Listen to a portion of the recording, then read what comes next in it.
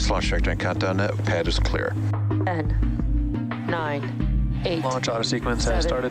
6, 5, 4, 3, 2, 1. Go for launch.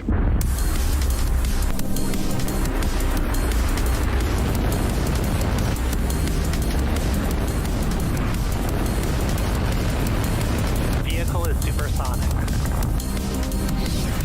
Stage separation confirmed. Dragon separation confirmed.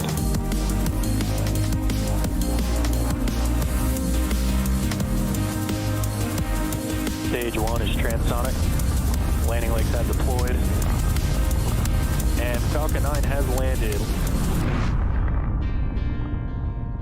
Hello everyone, you are looking at a live view of Falcon Heavy on historic Launch Complex 39A at Kennedy Space Center, awaiting liftoff at 8:26 p.m. Eastern Time. Welcome back to our live webcast of the ViaSat-3 Americas mission from SpaceX headquarters here in Hawthorne, California. My name is Atticus Videra, and I'm a propulsion engineer here at SpaceX. Now, if you joined us on Friday, you know we did get roughly to T-minus 59 seconds in the count when the vehicle called an abort. Aborts are a standard part of the countdown process. If the vehicle sees anything that's even slightly off, it'll abort the countdown to give teams on the ground extra time to review any potential issues before flight. The teams did work through these checks, and the vehicle and payloads are healthy. We are now looking forward to liftoff just a few minutes from now. Today we have 3 payloads on the mission. Those are ViaSat-3 as the primary payload for our customer, ViaSat. ViaSat-3 is expected to be the world's highest capacity satellite and will be the largest all-electric satellite ever to be launched. In addition to ViaSat-3, we also have 2 secondary payloads on board the second stage. Those 2 payloads are Astranis' MicroGEO satellite and Gravity's CubeSat Gravity Space 1. Both are scheduled to deploy after ViaSat, which will be a few hours after liftoff. And as we mentioned during our last attempt, for this mission, we do need a lot of extra performance to help deliver these satellites to their final destination in a geostationary orbit high above the surface of the Earth. In order to do this, we will not be recovering the side boosters or the center core, and instead each will burn the fuel that we typically use for landing. Now, because we're not recovering the boosters or center core, there's no need for landing legs, which you'll notice on the bottom of your screen there have been removed. We've also removed the grid fins, and this is just to save a little bit of mass for some extra performance on the vehicle. Our Merlin vacuum engine today will light 3 times during this mission. The last burn will take place around the T plus 4 hour and 20-minute mark into flight. Deployments will wrap up about 25 minutes after the final burn, and that makes our mission duration for today just under 5 hours. At T-minus 10 minutes and 48 seconds, systems are currently a go for an on-time liftoff. The vehicle is nearly fully loaded with propellants, the range is green and ready to support. Now, if for some reason we do not launch today, we do have a backup opportunity tomorrow at the same time. Now at T-minus 10 minutes and 30 seconds and counting, let's take a closer look at the Falcon Heavy vehicle. Hey everyone, I am Jesse Anderson, a production engineering manager here at SpaceX. Falcon Heavy is a 2-stage vehicle just like Falcon 9, but the first stage of Falcon Heavy uses 3 boosters, whereas Falcon 9 only has 1. You can think of Falcon Heavy as essentially 3 Falcon 9 rockets strapped together, which means that it can carry much larger payloads. Each side booster has flown before, one booster having flown twice and the other 7 times before. The center core is new, but as Atticus mentioned, we won't be attempting to recover our side boosters or center core on today's mission. Falcon Heavy has 28 engines total. Each one of Falcon Heavy's boosters has 9 Merlin 1D engines, making for a total of 27 engines across all 3 boosters, and you can see that incredible view on your screen. At full power, these 27 engines produce the same thrust as 18 747 airplanes at takeoff. The 27th engine is a Merlin vacuum engine on the second stage and will power the payload to its final targeted orbit. Once the first and second stage separate, the second stage will propel our payload to its intended orbit. You'll notice some gray paint on the second stage today, and that's just to help absorb some of the heat from the sun to keep our fuel warm during the long flight today. And above the second stage is where our payloads are safely enclosed inside of the fairing, and that's what you're seeing there on your screen.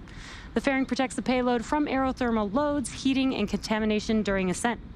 Once we reach the vacuum of space, we no longer need this protection, so we will jettison the fairing as the second stage continues on its journey to orbit. We will be attempting to recover the fairing halves today with our recovery vessel named Doug. And speaking of fairings, today's launch marks the 100th flight of a reflown payload fairing.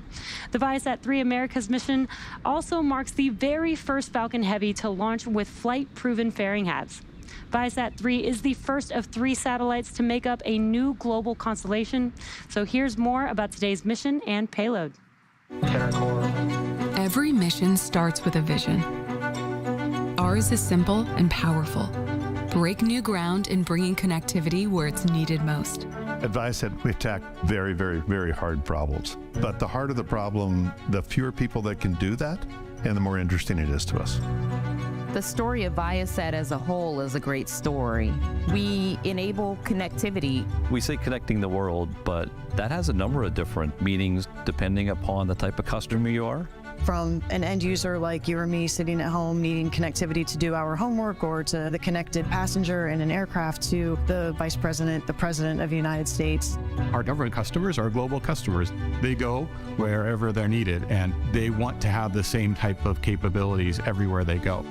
For over 35 years, we've worked tirelessly to get to where we are today, creating satellites with greater capacity to carry more data and handle higher speeds. We've heard a lot of people say it's impossible to do what they're talking about doing at ViaSat. You know, a terabit satellite, it's not going to happen. And so I'm really excited to say that's not true. In just a few minutes, we will launch the world's highest capacity single satellite into geostationary orbit. With this launch day, we are entering the ViaSat-3 era. We have our first one going up over the Americas. Flight 1 enables us to bring connectivity to the markets here in North America and in South America. The exciting part of ViaSat-3 is the fact that it's not just one satellite. By deploying 3 ViaSat-3s, we will have a near global network that can provide services to virtually the entire Earth.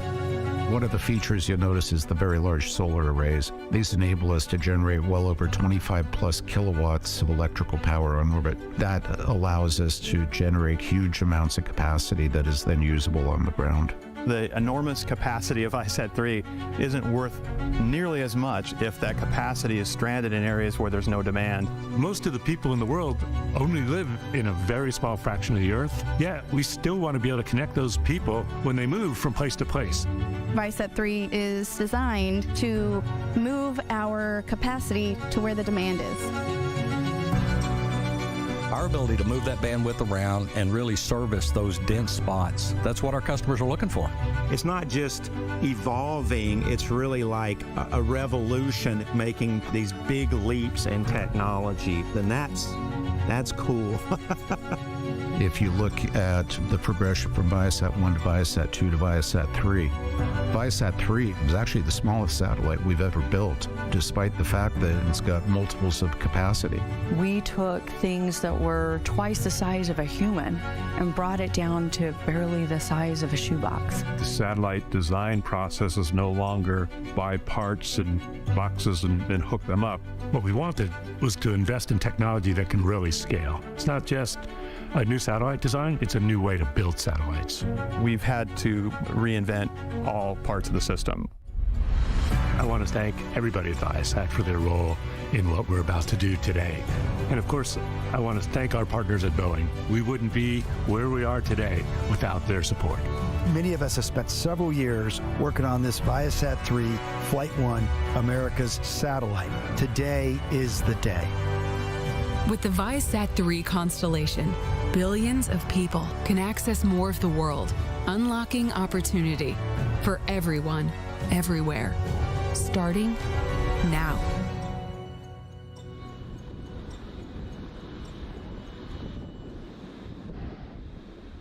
Next up, in preparation for retraction, the clamp arms around the second stage will open, and then that truss structure next to the vehicle, known as the strongback, will start to retract away from the Falcon Heavy. You can see those clamp arms starting to open up underneath of the fairing on the second stage there.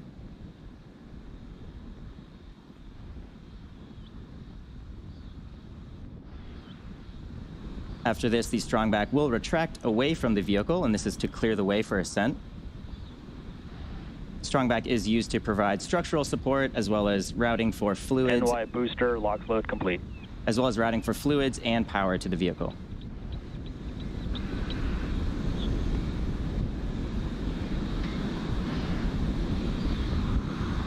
PY booster, LOX load complete. We just heard LOX loading finished up on the PY booster. Next up at around T-minus 2 minutes, LOX loading will complete on the second stage.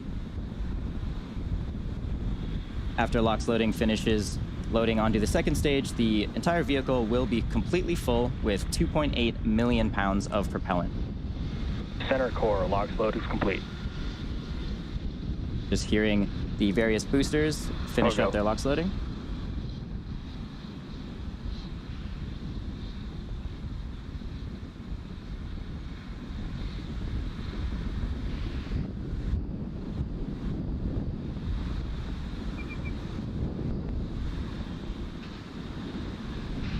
Looks like quite a nice day down there in Cape Canaveral. Weather is much more cooperative for this attempt today.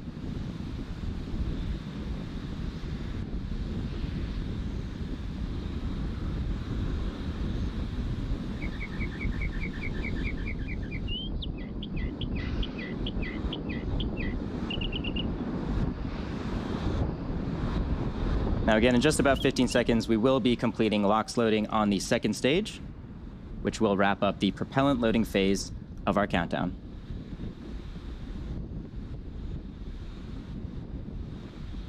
Second stage, LOX load is complete.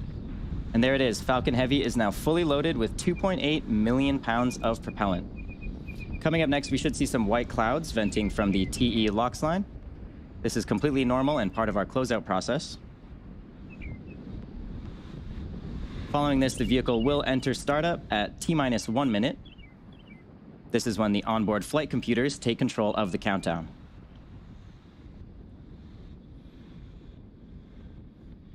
And shortly after the vehicle enters the startup phase, our LD or launch director should give the final go for launch. Let's listen in for those callouts.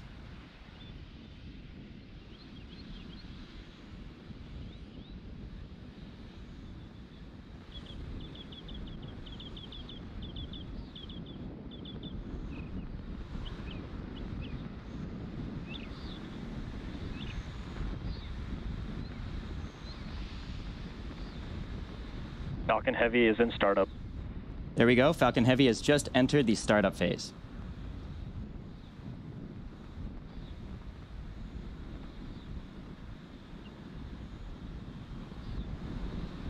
Go for launch.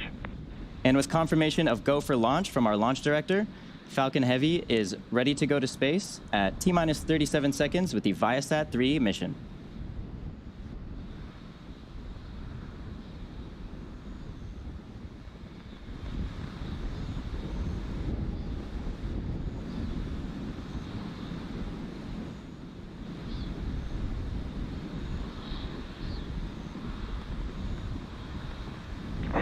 Seconds.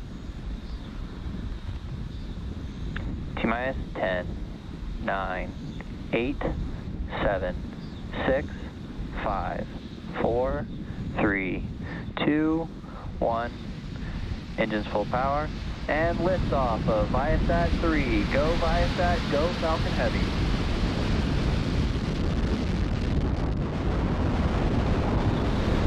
Vehicle is pitching downrange. M1D chamber pressure is nominal.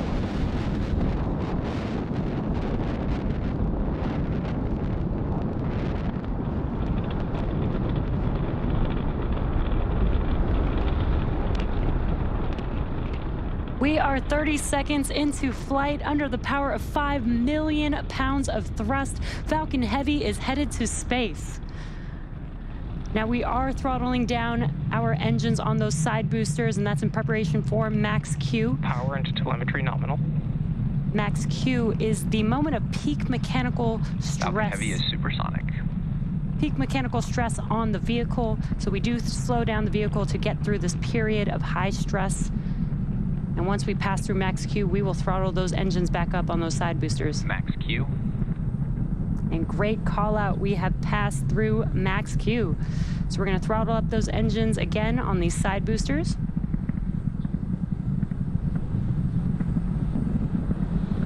can follow along the telemetry on your left hand, on the bottom left hand of your screen. You can see the speed and the altitude of the vehicle, and some incredible views of Falcon Heavy in flight. Now, 2 minutes into flight, we will reduce the thrust on the 2 side boosters again, and that will be to decrease the forces on the vehicle structure. And that's because the vehicle is now lighter as we're burning through the fuel on the vehicle, but the thrust will remain constant.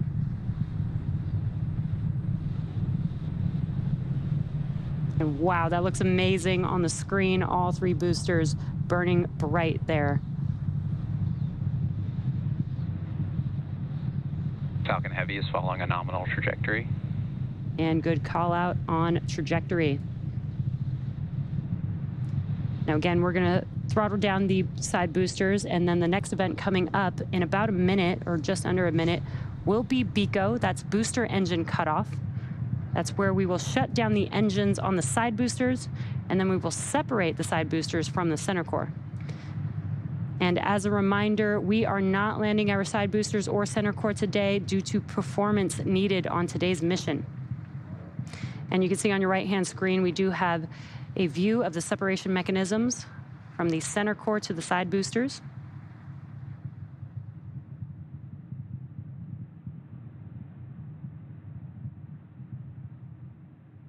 And BECO, or booster engine cutoff, is coming up here in a few seconds. MVAC engine chill has started.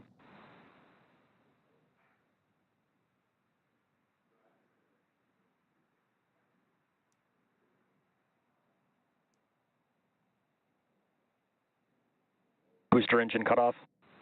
Side booster separation confirmed. Both side boosters FTS has safed.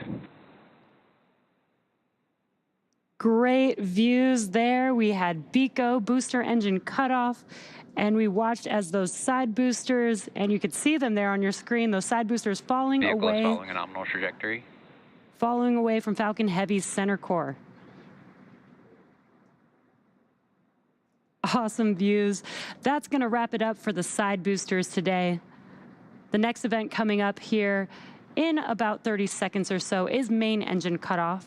That is also called MECO, and that will be on the center core, followed by stage separation and then the startup of our second stage engine.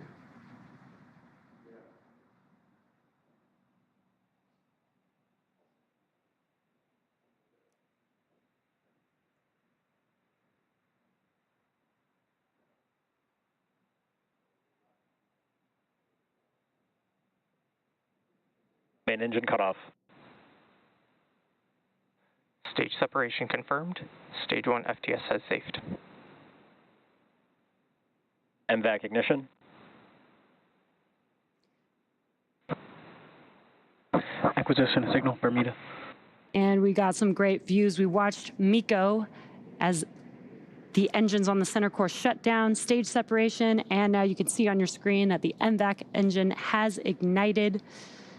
Now we are coming up on fairing separation. Fairing separation confirmed. And also we're able to see and hear the call out that Stage 2 is following a nominal trajectory. That the fairing halves have separated.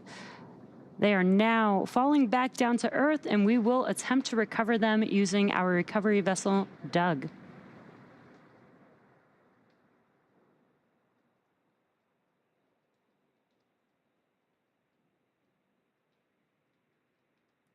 Now what you're looking at on your screen is a view on our second stage, looking aft at our MVAC engine. And our MVAC engine on the second stage is currently in the middle of its first burn. This burn has about a minute and a half left. After that, we'll have an additional 2 burns of our second stage engine before payload deployment.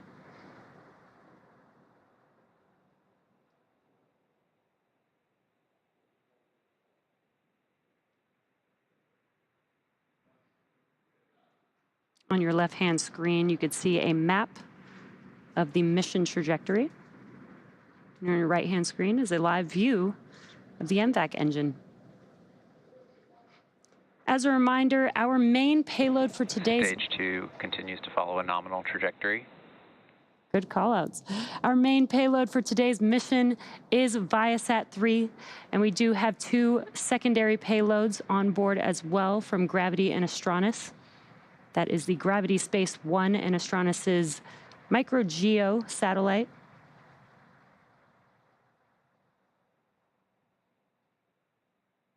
If you're just now joining us, we're currently in the middle of the first of 3 burns for this MVAC engine today. The next event coming up is in just under 1 minute and 15 seconds. We will have SECO 1, or what we call second engine cutoff 1. And that will end the first of those 3 burns. Today's mission marks SpaceX's 28th launch this year, 227th overall mission to date, and our 5th operational Falcon Heavy mission.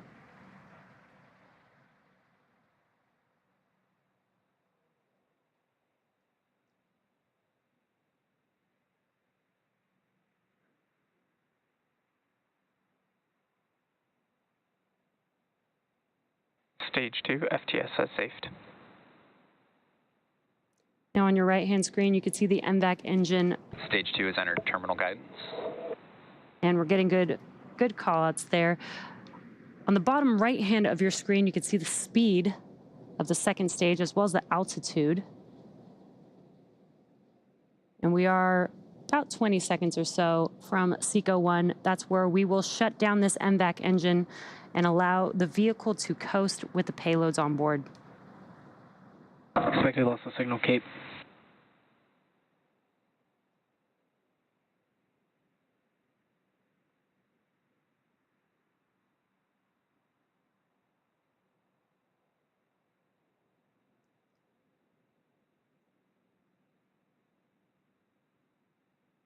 And you could see that MVAC engine beginning to shut down. We did hear a call out for expected loss of signal.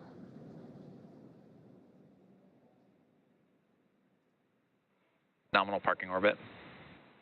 And we got confirmation of good orbit. So with confirmation of second engine cutoff and a good orbit, we'll be heading into a coast phase until our second relight of our MVAC engine around the T+30 minute mark. We'll come back to bring you live coverage of that second burn in about 20 minutes. So until then, sit back and enjoy the space tunes.